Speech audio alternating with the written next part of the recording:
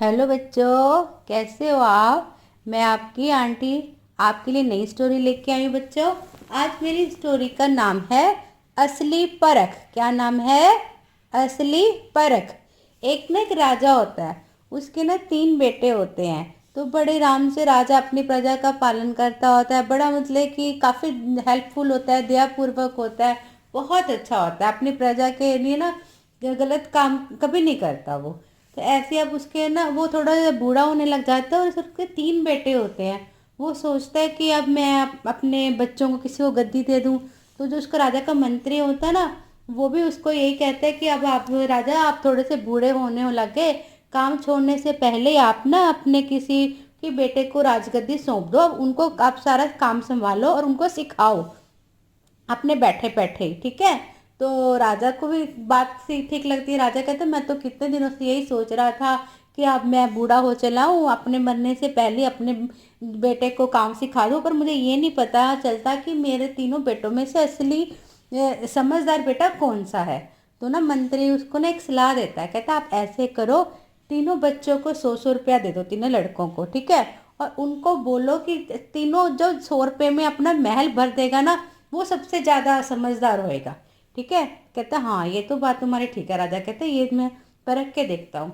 तो अपने तीनों बेटों को बुलाता है और तीनों को 100-100 रुपया दे देता है। कहता अपने अपने महल को 100-100 रुपये में भर दो, ठीक है। तो कहते अच्छा, एक हफ्ते के अंदर, तो उसके बाद मैं आपको देखने आऊँगा आपका महल। तो पहला बेटा होता है, वो सोचता है कि 100 रुपये में क्या आएगा, क्या आएगा। चल जाके वो जुआ खेलने लग जाता है। वो सोचता है कि 100 रुपये से जुआ खेलूंगा, खेल के उससे और पैसे कमा लूंगा, कमा के मेरा तो पूरा महल पैसों से भर जाएगा। वो जुआ खेलने जाता है, वहाँ पे 100 रुपया हार जाता है। अब उसके पास कुछ भी नहीं होता, तो उसका तो महल ऐसे ही खाली रह जाता है।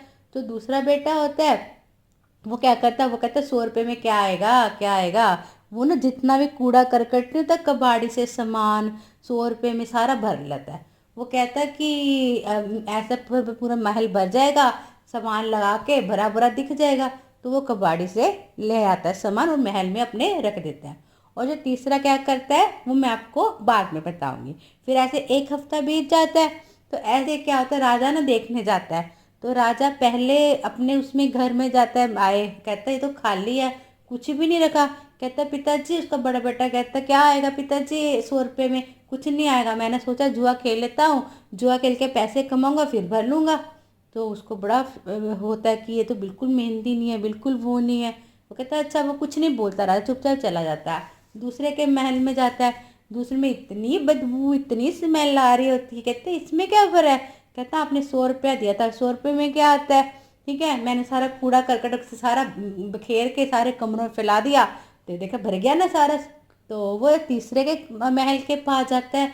तो तीसरे के महल में इतनी खुशबू आ रही होती है, इतनी खुशबू आ रही होती है फूलों की, अगरबत्तियों की। वो कहते हैं यहाँ इसमें क्या है। वो अंदर जाता है, पूरा घर फूलों से भरा होता है, ठीक है। कोने कोने पे दिए जले होते हैं। वो अपने बेटे को पूछता है कि तूने ये कैसे किया। कहता पापा, कहता नो देखो जी, आप 100 रुपया दिया था, इतना होता है 100 रुपया। कहते बहुत कुछ हो सकता है 100 रुपये में। उसके पिताजी कहते तो ये कम नहीं लगा। कहते नहीं।